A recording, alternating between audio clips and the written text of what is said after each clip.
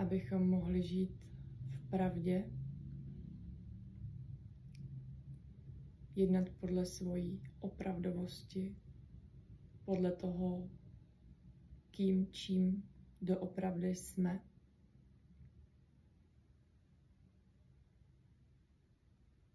V jednotě, v nerozdělenosti, v přirozenosti.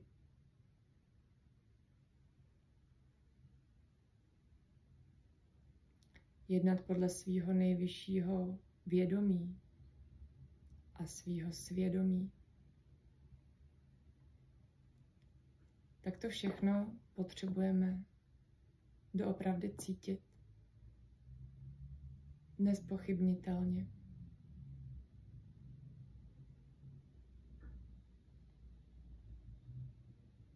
A abychom to mohli cítit, tak potřebujeme být čistí. Čistí od nánosu toho, kdo a co si myslíme, že jsme. Od všech těch balastů a zkušeností, které nás dovedly tam, kde jsme a naučili nás existovat ve světě, v praktických věcech. Ale pod tímhletím vším je teprve schovaná ta opravdovost. Tohle, co si myslíme, že jsme, je takový plak, taková usazenina. A my se potřebujeme dostat pod to.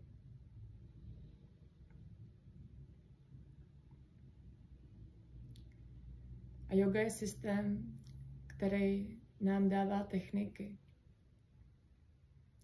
Protože pokud jsme utopeni v tom nánosu té špíny, toho tlaku, té domněnky o svém já, tak nemůžeme cítit to opravdový a nemůžeme podle toho konat, nemůžeme se projevit a nemůžeme být k ničemu dobrýmu ve světě.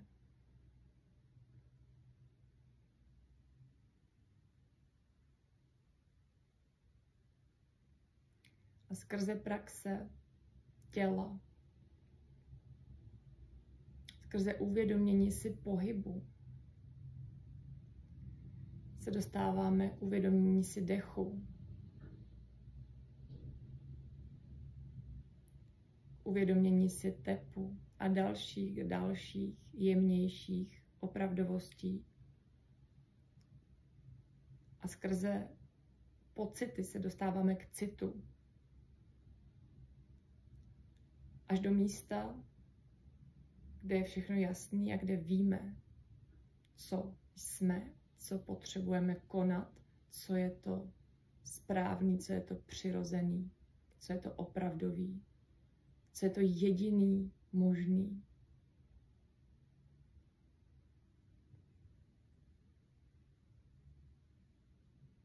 A na začátku tohoto všeho je očista. Potřebuji se očistit od všeho toho, co nejsem.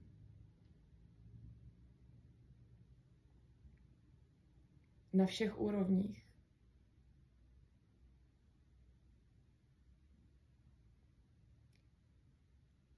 A je proto na snadě začít na úrovni těla, kde je to jasný, kde je to zřejmý.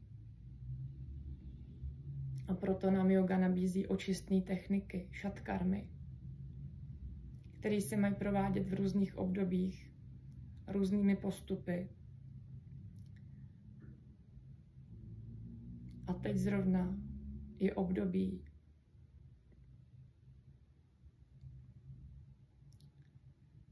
v roce, kdy je vhodný provádět něco, čemu se říká detox trávení, detox trápení.